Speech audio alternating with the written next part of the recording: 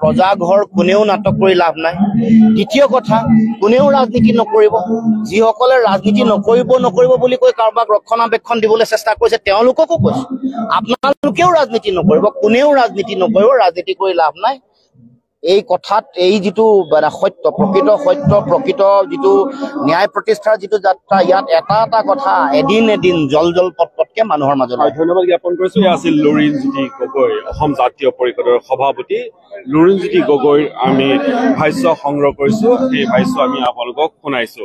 এটাই দাবী, ন্যায় লাগে, এটাই দাবী, ন্যায় লাগে। অখিল গগৈ ডাঙৰীয়া আমাৰ সৈতে আছে। অখিল গগৈ ডাঙৰীয়া যদি চমুকৈ এটা বস্তু ল'ব খোজো, আজি এমাহ সম্পূৰ্ণ হ'ল, ক'ৰবাত যে ন্যায় এতিয়া সুদূৰ পৰা হত এতিয়াও দেখা পোৱা নাই। দৃষ্টিগতভাৱে বিজেপিয়ে এতিয়া সময় উলিয়াইছে ন্যায়ৰ দাবীত। মানে প্ৰথম কথাটো হ'ল যে আমি অসমৰ ৰাইজ চৰকাৰৰ তদন্তক লৈ অসন্তুষ্ট। আজি এমাহৰ দিনটোত, মৃত্যুৰ এমাহৰ দিনটোত আমাৰ প্ৰথম কথাটোৱে হ'ল যে আমি অসন্তুষ্ট আৰু আমাক প্ৰকৃত তদন্ত লাগে।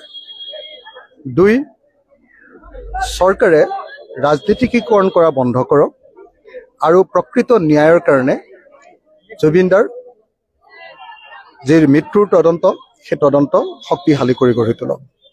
৩, ন্যায়ালয়ৰ তদাৰকীত CBI তদন্ত ঘোষণা কৰক আৰু প্লেচ অফ অকাৰেঞ্চলৈ তালৈ গৈ যাতে তদন্ত আৰম্ভ কৰে তাৰ কাৰণে হেৰি কৰক।